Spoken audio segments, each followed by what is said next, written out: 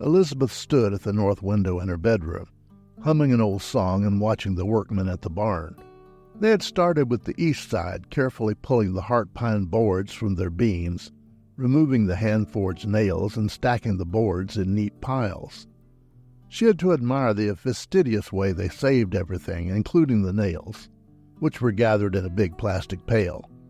Yet she had no idea why the workmen were there. Michael would know, she thought. Elizabeth turned away from the window. She hesitated and turned back. The window was still there. It still showed the same men working on the barn. She breathed out her relief as if the house itself had held its breath, and she paused to brush away some cobwebs from the sill.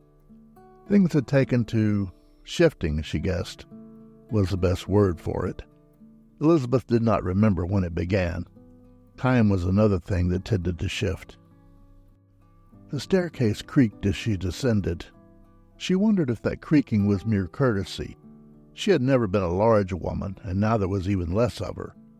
Michael always said she was little more than rags and bones, but he always added a smile and a kiss when he did, so she didn't mind too much. Not that she could remember the last time he had done either. Men get like that, her mother had told her. The paint on the stairwell shifted, faded, and cracked. The rose-patterned wallpaper hung in shreds. Hold on to it, Elizabeth thought, as she sang an old tune. It helped. In a moment the wall was all right again. As much as she loved the song, she was getting very tired of having to do that. Michael? Michael should be in the kitchen.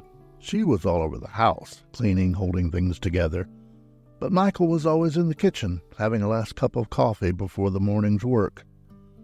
Only she could not find the kitchen, just as she could no longer find the porch where the children were playing, had been playing, were supposed to be there.